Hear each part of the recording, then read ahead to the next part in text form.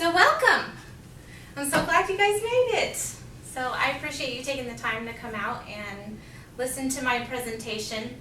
I'm going to be talking about love languages today. So have you ever felt completely frustrated by a loved one or just want to rip your flippin' hair out? Because I know I have. Or on the other end of the spectrum, you felt completely loved or cherished by someone. So what is this? There's actually a term for it called love languages. So I have felt the exasperated part of it, and this sweet boy, we've struggled the past couple of years. He has not listened. I have felt like I failed as a mother. I'm sure you all have felt that in one way or the other. But I was flabbergasted. I was like, what am I doing wrong? How does he not know that I love him? What's going on in his brain that he's not seeing this? I cook him dinner. I make his clothes. I do all these things for him, and yet he still doesn't reciprocate that love. So it made me think about my own parents and how they raised me. I reflected back on whether they made me feel loved or whether they made me feel not loved. So I remembered two stories. One was with my mom. When I was a teenager, she would go up, my aunt lived in Utah, and we would spend like a girls' week. And they would go, my aunts would go to women's conference at BYU, and then I would hang out with my cousins all week. So one year we went, my aunt picked us up, and I was in the back seat of the car, and then my aunt and my mom started talking to me like I wasn't there. I was like, ugh. So another story was, I remembered, was my dad. My parents worked for the airlines growing up, and so we got to fly for free, but we had to fly on standby. Ick. And at this particular time, the flight was completely full, and it was just me and my dad, and we got the last two seats on the plane. And I got seated next to an older lady, and he was a couple of rows up, and so I was left by myself at 8 years old, which was interesting. And my dad came back to check on me. So we're going to visit those two stories later on. So Dr. Gary Chapman is a marriage therapist and a counselor, and he coined 5 love languages. So as he was studying, he saw married couples who some felt loved and some others didn't, and they were in the same marriage, and one would be totally happy and still the other one would be completely unhappy. So he started looking at how they felt loved, and he found that there were 5 main love languages. Now the first one is words of affirmation. So people who feel loved, they like kind words, just really build them up. You can write them a special note telling them how much you love them or how much you appreciate them. And another thing is they really love compliments. They love to be built up. I struggle with this sometimes with my own husband, but this is his love language, and so I've really tried to let him know that I'm so grateful that he's a provider for our family, that he works hard and things like that. So some of the things that are not good is emotionally harsh words. Those can be especially devastating to people whose love languages are words of affirmation, and also undue criticism. So that's just being particularly harsh in criticism. Obviously we have to all have criticism to move forward and communicate, but there is a degree of criticism, and so those with words of affirmation struggle with that. The next one is receiving gifts. So obviously giving gifts to those who their love language is words of giving gifts. It doesn't have to be something major. You don't have to buy a huge present, but maybe just a little like candy bar, like, oh, I was thinking of you, I know this is your favorite candy, you know, something like that helps those people feel loved. Remembering special occasions. I know my sister-in-law, she goes all out and wants people to feel special on their birthdays. And so you can tell that that's her love language. And then giving time, that's another one that can really help those. Some things that are damaging to those with who are giving gifts or receiving gifts, as a love language is forgetting special occasions and also being materialistic. So not just, the gifts should be heartfelt and come from the heart instead of just giving them stuff. So there's a difference there. The next one is quality time. So obviously quality time is what it implies. It is undivided attention, spending time with that person. It could be running errands together or just finding little ways to spend some time with that person. Or taking trips together. I know this isn't one that you can always do together, but it's nice to be able to spend some time together, especially between spouses, to reconnect.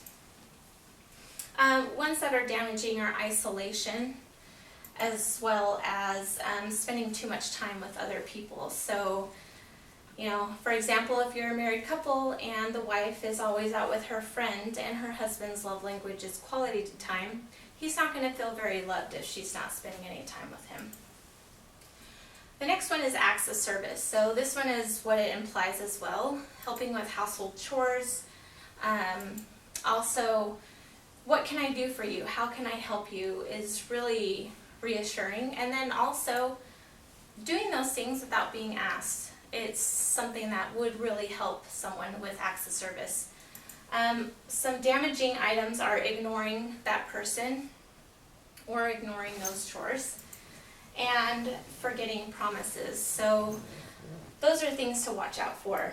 The next one is physical touch, and this is what it implies. A lot of times we think physical touch as hugs, touches, and pats and those things, and kisses, but obviously this one you gotta have to know your boundaries and who the love language is for. So obviously hugs and kisses for your children is appropriate.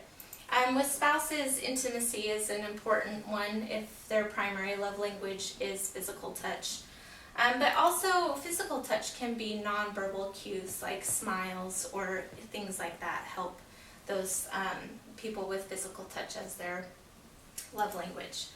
Obviously physical abuse is one that would be damaging. I don't see why it wouldn't be damaging if you have other love languages. That would be obviously damaging, but especially damaging to those with physical touch. And then also,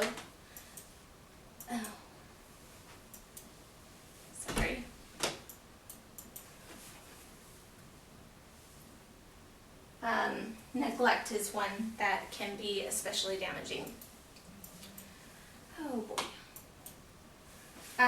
So next,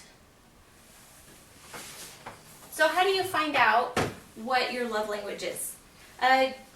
Gary Chapman has a quiz that you can go online and find out what your love language is or your spouse's love language. But what do you do if you have interactions with non-family members and you don't know their love language? How would you approach that situation? So for one thing for me is I kind of take cues from how people live their life. Now as I kind of thought about who was coming, Val popped into my mind and I was trying to guess what your love language was. And my guess is acts of service, because you are always giving your time and going out and helping other people. Am I right? No? What is it? Words. Words of affirmation. That was going to be my second one because you're always talking. But I like service, but Yeah, well, it can be a mix of, I think it's kind of a mix, Yeah. but on stronger words. yeah. So usually there's a primary and a secondary love language. So, it could be both as well. So back to my story about Caden. So I had this aha moment and I was like, okay, I am not speaking my son's love language. We all have different love languages. And so his reaction to me was he wasn't feeling loved. I wasn't giving him that love. And so I was really hounding him and nagging him and getting on his case about not doing things and always just on him and, Caden, why aren't you doing this? Why aren't you doing that? Come on, dude, you can do this. And ironically, my primary love language is words of affirmation too, but I wasn't speaking it for him because sometimes when you're in the middle of things, it's hard to speak that person's love language when they're frustrating you. So what I did is I really focused on trying to find every positive thing. I wanted to just notice everything that he was doing right. And so things started to change a little bit. He kind of opened up and started helping me with the dishes. It wasn't as much of a battle to get him to help me with chores. And obviously things aren't perfect, but we are doing much better. So we can see that those things, it's something that is really powerful and that can help our relationships. Now back to my parents. This is a really old picture. This is about 8 years old, I think. So back to my mom. As she was talking about me, like I wasn't there, it could have gone either way. It could have a lasting negative impact or a positive impact in my life. And luckily, it was a positive impact. So what my mom said, my aunt had made the comment, oh, Desi's getting so pretty and beautiful and whatever. And my mom said, yes, she is. But what's more important is that she is turning into a person that's beautiful on the inside. And of course I didn't say anything because I was a little bit embarrassed, but also it made me feel really good. I was just glowing inside because my mom was speaking kind words about me. The next story about the flight with my dad is he came back and checked on me, and he could have said, make sure that you are doing what you're supposed to do.